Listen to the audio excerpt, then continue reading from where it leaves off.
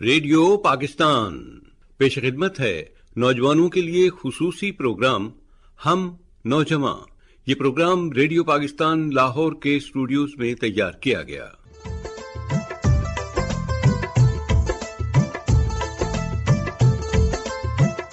بسم اللہ الرحمن الرحیم. السلام علیکم سامعین. پروگرام آپ سن رہے ہیں ہم نوجوان اور میں ہوں پروگرام کی میزبان غزالہ ضیاء. دوستو کیسے ہیں آپ؟ امید کرتی ہوں آپ سب خیریت سے ہوں گے اور اپنے گرد و نواح میں آسانیاں تقسیم کر رہے ہوں گے. دوستو نئے سال کا آغاز ہو چکا ہے اور امید کرتی ہوں ہمیشہ کی طرح اس سال بھی بہت سی نیو ایئر ریزولوشنز آپ نے اپنے ذہن میں بنا رکھی ہوں گی اور امید کرتی ہوں کہ ان ریزولوشنز پر آپ عمل پیرا ہو کر اپنی زندگی کو مزید آسان اور دوسروں کے لیے فائدہ مند بھی بنائیں گے. پروگرام ہم نوجوان میں اس بار بھی ہم چند نئے سلسلے آپ کے لیے لے کر آئے ہیں. سلسلوں کے حوالے سے بتاتی چلوں، ہمارا پہلا سلسلہ ہے ہم ہیں بے مثال، جس میں ہم آپ کی ملاقات کروائیں گے پاکستان کے ایک معروف تھیٹر سٹار سے. ہمارے ساتھ موجود ہوں گے بلال مغل. پروگرام کا دوسرا سلسلہ ہوگا اجالے کا سفر، جس میں ہم آپ کی خدمت میں ایک رپورٹ پیش کریں گے، اور تیسرا سلسلہ ہوگا ہمارے تعلیمی ادارے. لیے چلتے ہیں آپ کو پروگرام کے پہلے سلسلے کی طرف. سلسلے کا نام ہے ہم ہیں بے مثال. گفتگو کر رہے ہیں عثمان راج اور ان کے ساتھ موجود ہیں بلال مغل. آئیے سنتے ہیں.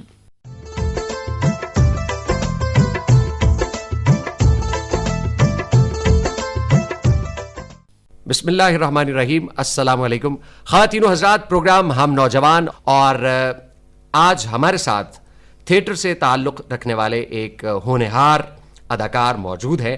ہم ان سے بات کریں گے تھیٹر کی زندگی پر، تھیٹر کی لائف پر اور تھیٹر کے حوالے سے. بلال مغل ہمارے ساتھ، جو کہ پاکستان کا جانا پہچانا نام ہے. بہت کام کیا ہے انہوں نے اور کام کر رہے ہیں، اور انٹرنیشنل فیم اداکار ہیں تھیٹر میں. بلال مغل، السلام علیکم.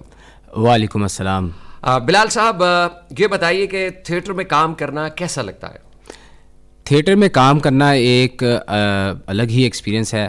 آپ ساری دنیا سے الگ ہو کے آپ جو نہیں ہوتے آپ وہ بن کے دکھاتے ہیں کہ میں یہ بن گیا ہوں، اور لوگ آپ کو دیکھ کے سمجھتے ہیں کہ یار یہ واقعی وہی بندہ ہے جو ہم دیکھ رہے ہیں، جو کہ ریئل لائف میں نہیں ہوتا. تو یہ ایک بہت ہی اچھا اور بہت ہی ایک ایکسٹرا قسم کا ایکسپیرینس ہے جو ہم وہاں پہ تھیٹر میں پرفارم کرتے ہیں، اور لوگ ہمیں دیکھتے ہیں، ہمیں اپریشیٹ کرتے ہیں، اور یہ بہت ہی ایک اچھا مومنٹ ہوتا ہے ہمارے لیے. اچھا، کبھی آپ کو تھیٹر میں ایکٹنگ کرتے ہوئے کوئی ایسا بڑا مشکل سا کوئی کردار مل گیا ہو جس کے لیے کہ آپ سمجھتے نہیں ہیں کہ آپ وہ کر سکتے ہیں، لیکن ایک چیلنج ہے آپ کے لیے، تو پھر اس کے لیے کون سا ایک ٹول ہے جو آپ نے رکھا ہوا ہے کہ جب کبھی زندگی میں میرے اوپر یہ وقت آئے گا تو میں پھر اسے استعمال کروں گا؟ کیا کرتے ہیں آپ اس کے لیے؟ سب سے پہلا جو ٹول ہوتا ہے وہ یہ ہوتا ہے کہ لرننگ.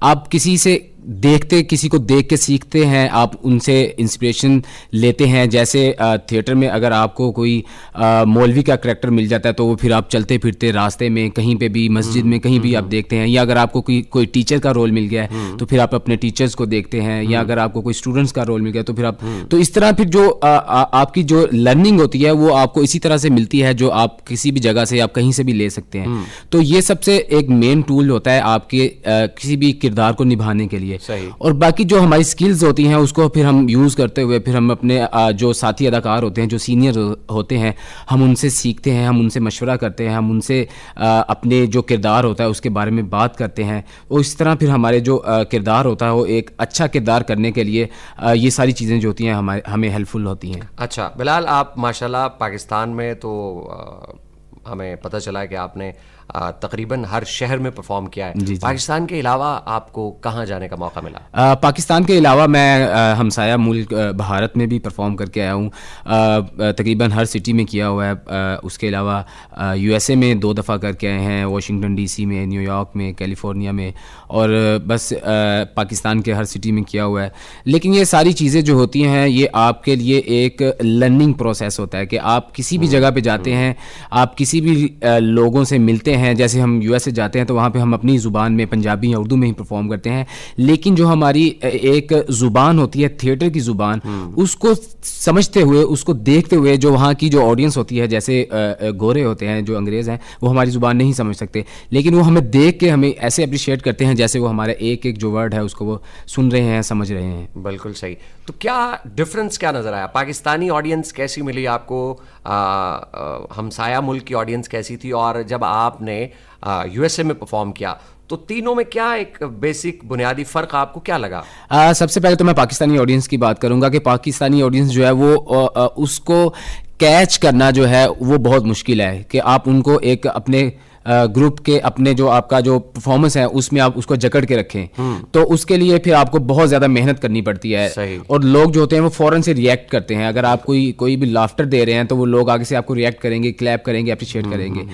اور جب ہم ہمسایہ ملک میں جاتے ہیں, وہاں پہ پرفارم کرتے ہیں, تو وہاں کی جو آڈینس ہوتی ہے اس کو پلے کے بارے میں جو ہسٹری ہوتی ہے ان کو تھوڑا سا انہوں نے پہلے ہی ہوم ورک کیا ہوتا ہے, وہ پہلے ہی سارا اس کی ہسٹری جو ہوتی ہے اس کو جان کے آئے ہوتے ہیں. تو پھر ان کو جو ہوتا ہے ایک میسج کنوے کرنے میں تھوڑی سی آسانی ہوتی ہے. اور وہ لوگ جو ہوتے ہیں وہ پھر ہمیں اچھے طریقے سے اپریشیٹ کرتے ہیں, ایک ایک جو کردار ہوتا ہے اس کو وہ جا کے اپریشیٹ کرتے ہیں. اور جیسے ہی ہم یو ایس اے میں جا کے پرفارم کرتے ہیں, وہاں پہ ہماری لینگویج یہ نہیں ہوتی, ہم اردو میں ہی جو ہماری یہاں کی زبان ہوتی ہے اس میں ہی ہم پرفارم کرتے ہیں. لیکن کیونکہ ہمارا تھیٹر جو ہے, جو ہماری پرفارمنس ہوتی ہے وہ اتنی جاندار ہوتی ہے کہ وہ وہاں کی جو آڈینس ہوتی ہے اس کو وہ باندھ کے رکھتی ہے. تو وہ لوگ جو ہوتے ہیں جتنا بھی ان کا اندر انہوں نے ہمیں اپریشیٹ کرنا ہوتا ہے اس کو بچا کے رکھتے ہیں تاکہ وہ کلیپ کریں یا کچھ بھی وہاں پہ وہ ہمیں اپریشیٹ کریں, تو جو ایکٹر ہے اس کی اٹینشن جو ہے وہ ڈائیورٹ نہ ہو جائے. اس کی وجہ سے پھر وہ اینڈ تک ویٹ کرتے ہیں, اور جب ہم پرفارم کر لیتے ہیں, ہم اینڈ کر دیتے ہیں اپنا پلے, تو پھر وہ اس کے بعد جو ہوتا ہے ہمیں اچھے طریقے سے اپریشیٹ کرتے ہیں, کلیپ کرتے ہیں اور ہمیں ہگ کرتے ہیں. اور یہ ساری چیزیں جو ہوتی ہیں یہ ہمیں بہت زیادہ موٹیویٹ کرتی ہیں کہ ہم جو ہیں جو پرفارم کر رہے ہیں, جو ایکٹرز ہوتے ہیں ان کا جو اپنا لیول ہوتا ہے وہ اتنا ہائی ہو جاتا ہے کہ ہمیں جو پاکستان اور یو ایس اے ہے وہاں پہ ہمیں یہ نہیں لگتا کہ ہم کہاں پہ پرفارم کر رہے ہیں, ہمیں یہی فیل ہو رہا ہوتا ہے کہ ہم اپنے گھر میں پرفارم کر رہے ہیں. Very nice. ایک اچھے تھیٹر ایکٹر میں کون کون سی کوالٹیز ہونی چاہیے, کون سی خاصیتیں اس میں موجود ہونی چاہیے آپ کے نزدیک؟ میرے نزدیک جو میں نے اپنے استادوں سے سیکھا ہے وہ سب سے جو ایک اچھا ایکٹر ہے اس کو اچھا ایکٹر بننے کے لیے سب سے جو بڑی چیز ہے, جو سب سے نمایاں چیز ہے وہ یہ ہے کہ اس کے اندر سیکھنے کا جو عمل ہے وہ ہمیشہ سے جاری رہنا چاہیے. اسے یہ نہیں کہنا چاہیے کہ میں ایکٹر بن گیا ہوں, میں نے یہ کوئی بھی کردار کر لیا ہے اور میں اب بڑا ایکٹر ہوں, مجھے کوئی بھی سیکھنے کا عمل جو ہے وہ ہمیشہ سے جاری رہنا چاہیے. وہ چاہے آپ کا ساتھی اداکار ہے, چاہے وہ جونیئر ایکٹر ہے, چاہے وہ آپ کے سینئرز ہیں, اگر آپ کو کوئی اچھا مشورہ دیتا ہے تو آپ کو وہ اس پہ عمل کرنا چاہیے, اس کو پک کرنا چاہیے.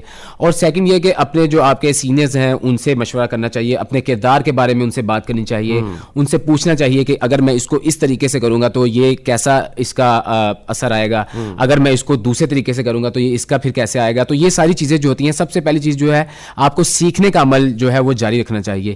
یہ جو ہے یہ سب سے نمایاں چیز ہے کہ آپ ایک اچھے اداکار جو ہیں اس کو کیسے آپ کسی بھی کریکٹر کو نبھا سکتے ہیں. صحیح. کسی بھی ایکٹر کی, نہ صرف تھیٹر کی, ٹیلی ویژن کی جب ہم بات کرتے ہیں, فلم کی بات کرتے ہیں, تو جب آپ کو کوئی کردار دیا جاتا ہے تو پھر آپ کو یہ لوگوں کو منوانا ہوتا ہے. میں سمجھتا ہوں کہ آپ کو اتنی مہارت سے جھوٹ بولنا ہوتا ہے کہ سچ کا گماں ہونے لگے, اتنی مہارت چاہیے ہوتی ہے. تو کیا آپ گھر پر اس کے لیے باقاعدہ کوئی ریاضت کرتے ہیں, گھر جا کے خود بھی شیشے کے سامنے پرفارم کرتے رہتے ہیں, کس طرح سے آپ گروم کیسے کرتے ہیں اپنے آپ کو؟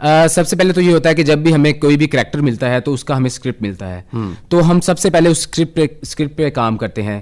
سارا جتنا بھی اسکرپٹ ہوتا ہے اس کو ہم پڑھتے ہیں, اپنے جو کریکٹر ہوتا ہے اس کو فیل کرتے ہیں, پھر اس کے بعد اس کریکٹر کو نبھانے کے لیے اس کے جو بھی ڈائلاگز ہوتے ہیں وہ اس کو یاد کرتے ہیں, پھر اس کے بعد اس کا ایک جو خاص ایکسنٹ ہوتا ہے اس کو لے لے کے آنے کی کوشش کرتے ہیں. صحیح. تو یہ ساری چیزیں جو ہوتی ہیں یہ ہمارا ہوم ورک ہوتا ہے جو ہم گھر پہ بیٹھ کے کرتے ہیں, اور پھر باقی ہم اپنے جو ہمارے سینئرز ہوتے ہیں ہم ان سے رہنمائی لیتے ہیں. اگر کوئی اردو کی لفظی غلطی ہوتی ہے تو میں اس کی اصلاح کرتا ہوں کہ یہ مجھے بتائیں کہ یہ اس کا تلفظ جو ہے وہ میں کیسے ادا کروں.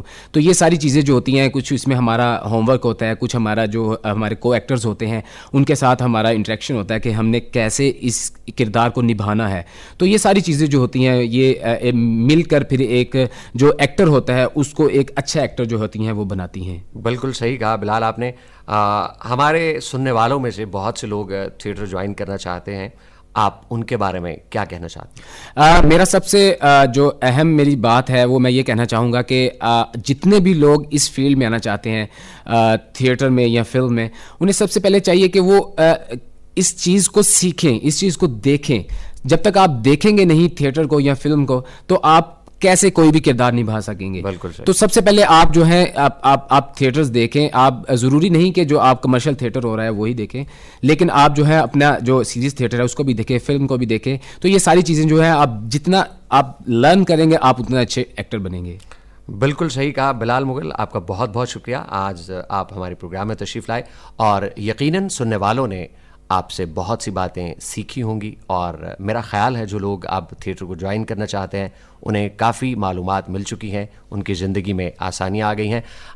مجھے یعنی عثمان راج کو آج کے پروگرام سے اجازت دیجیے. بلندیوں کا کمال بن کر, صداقتوں کا جمال بن کر, جو حل نہ ہو وہ سوال بن کر, جہاں میں رہنا مثال بن کر, اللہ ہمارا حامی و ناصر رہے.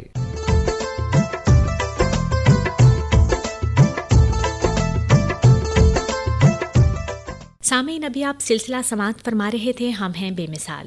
ہمارا اگلا سیگمنٹ ہے اجالے کا سفر. اس سیگمنٹ میں منشیات کے استعمال اور روک تھام کے حوالے سے رپورٹ پیش کی جا رہی ہے. آئیے سنتے ہیں.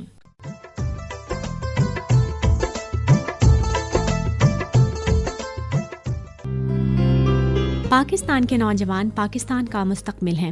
انہوں نے ہی کل ملک کی بھاگ دوڑ سنبھالنی ہے. بالخصوص نوجوان طالب علموں سے بہت زیادہ توقعات وابستہ کی جاتی ہیں کہ یہ ملک کی معیشت, تعلیم, ترقی اور تحفظ کے ذمہ دار ہیں. لیکن بڑے افسوس سے کہنا پڑتا ہے کہ ہمارے ملک کے نوجوان طلبہ منشیات کا استعمال کرنے لگے ہیں. یہ عادت اب انہیں اسکولوں سے ہی پڑھنا شروع ہو گئی ہے. اقوام متحدہ کا ادارہ برائے منشیات و جرائم کنٹرول کے مطابق پاکستان میں منشیات کا استعمال کرنے والوں کی تعداد 6.7 ملین سے زیادہ ہے. یہ دنیا کے اکثریتی ممالک سے زیادہ ہے. اس کی ایک وجہ یہ ہے کہ پاکستان میں نشہ آور اشیاء دنیا کے دوسرے ممالک کے مقابلے میں آسانی سے دستیاب ہیں اور مقابلتاً سستی ہیں. نشہ کرنے والوں میں 4 ملین ایسے افراد اور نوجوان ہیں جو اس کے پکے عادی ہو چکے ہیں. ہمارے ملک میں نشہ کرنے والے عام طور پر ادویات, انجیکشن, سانس کے ذریعے اندر کھینچنے اور معدے کے ذریعے جسم میں داخل کرنے کا طریقہ استعمال کر رہے ہیں, اور مختلف نشہ آور اشیاء ان طریقوں سے استعمال ہو رہی ہیں. اب ان میں آئس اور شیشے کا نشہ بھی شامل ہو چکا ہے جو خاص طور پر تعلیمی اداروں کے طلباء استعمال کر رہے ہیں.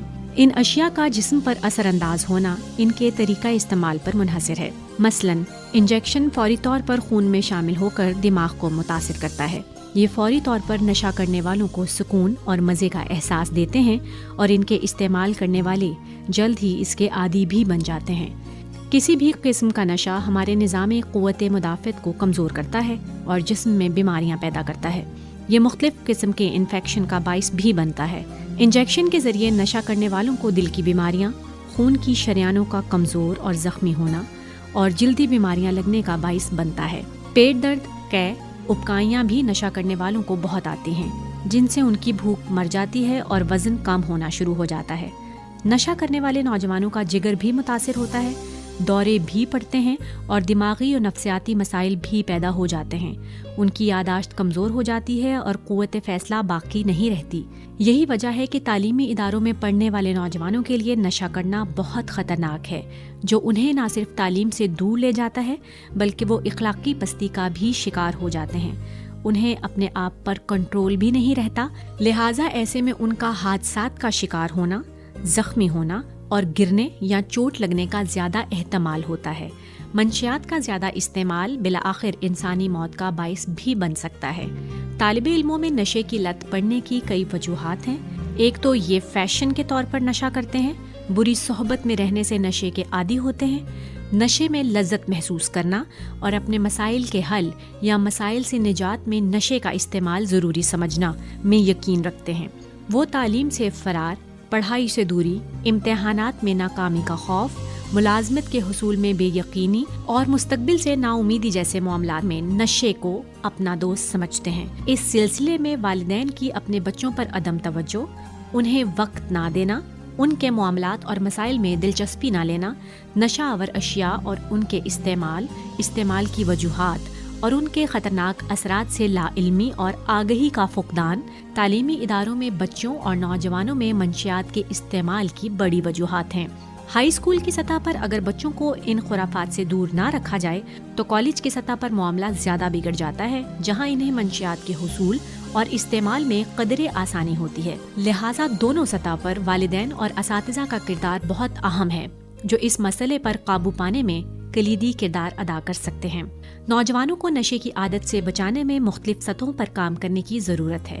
والدین، اساتذہ، ڈاکٹرز، مذہبی رہنما، ذرائع ابلاغ، سیاسی رہنما اور حکومتیں اپنے اپنے محاذ پر نوجوانوں کو نشے کی لت سے بچا سکتے ہیں۔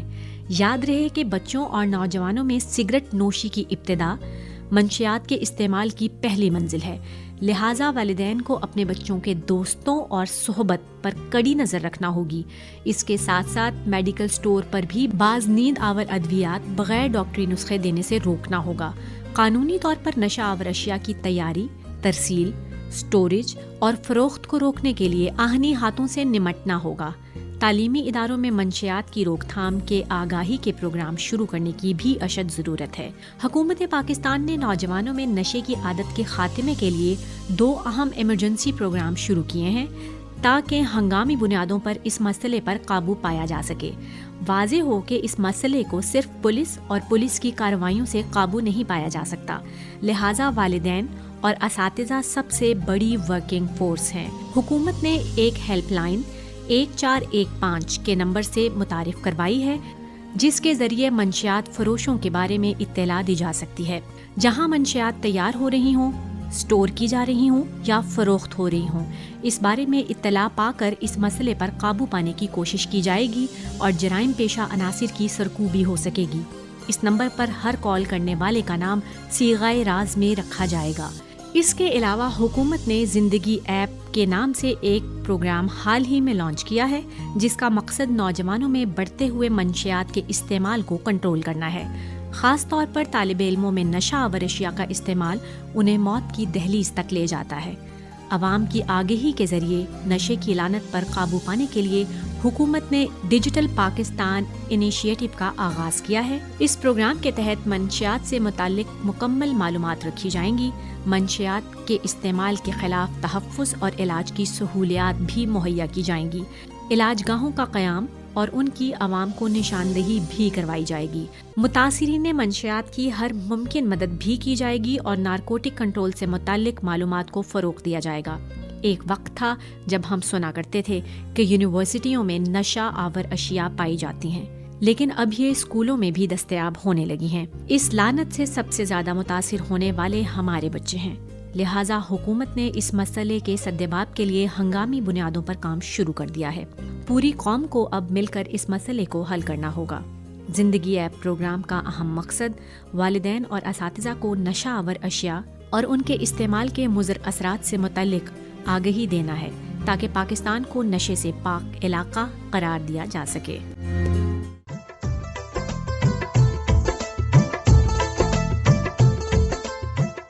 ابھی آپ سن رہے تھے سلسلہ اجالے کا سفر۔ پروگرام کا اگلا سلسلہ ہے ہمارے تعلیمی ادارے۔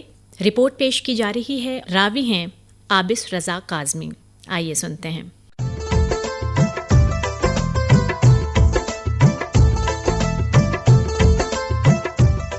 نہیں ہے نا امید اقبال اپنی کشت ویراں سے، ذرا نم ہو تو یہ مٹی بڑی زرخیز ہے ساقی۔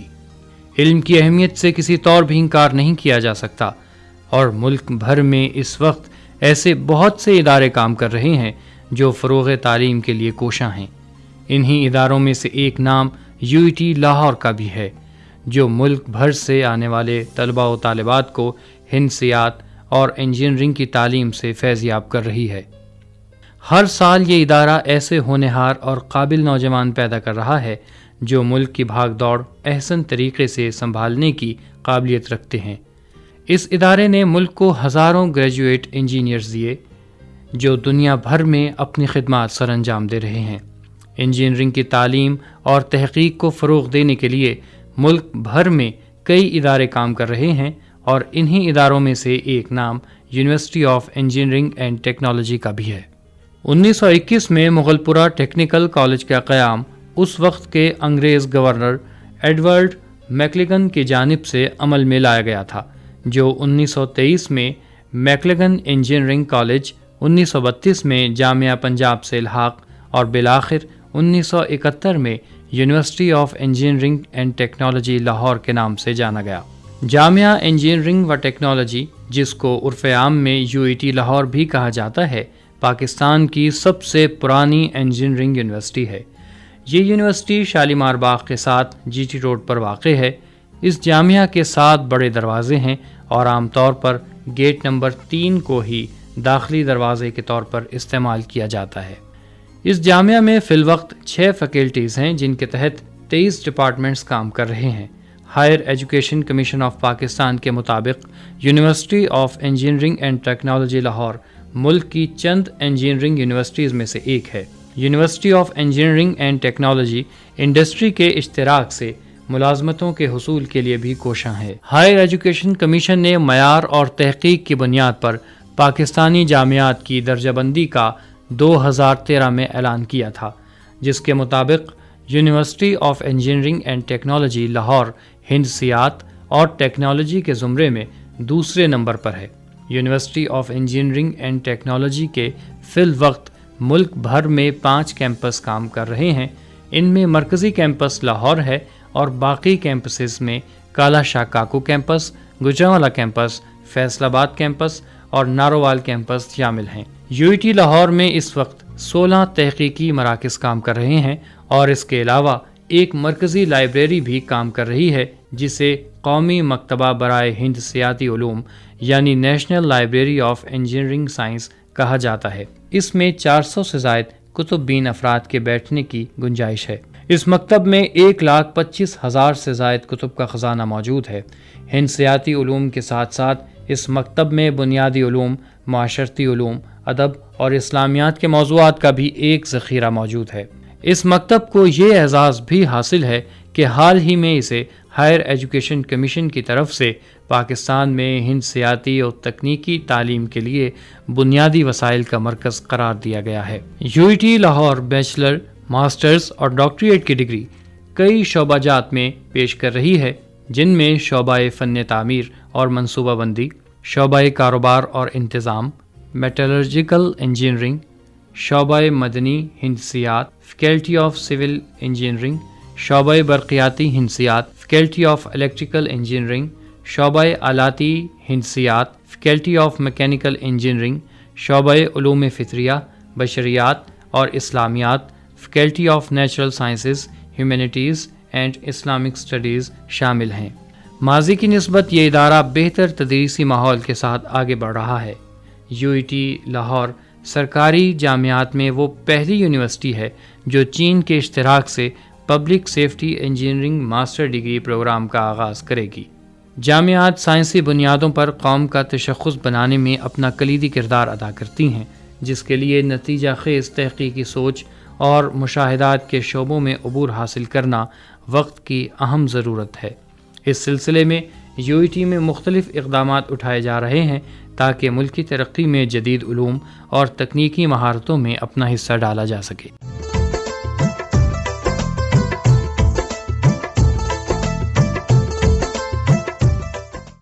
ابھی آپ سلسلہ سماعت فرما رہے تھے ہمارے تعلیمی ادارے۔ تو دوستو، یہ تھا ہمارا آج کا پروگرام۔ امید کرتی ہوں آپ کو پسند آیا ہوگا۔ چلتے چلتے آپ سے یہی کہنا چاہوں گی کہ حالات کیسے بھی ہوں، آپ نے محنت کرنا ہے اور لگن کے ساتھ آگے بڑھتے چلے جانا ہے، کیونکہ میں جانتی ہوں کہ ایک نہ ایک دن آپ ضرور اس منزل پر پہنچیں گے جس کا سوچ کر آپ نے سفر کا آغاز کیا تھا۔ دوبارہ آپ سے ملاقات ہوگی، اس وقت تک کے لیے اپنا بہت سا خیال رکھیے گا۔ اپنی میزبان غزالہ ضیاء اور پروڈیوسر سیدہ نغمانہ عدیل کو دیجیے اجازت۔ اللہ نگہبان۔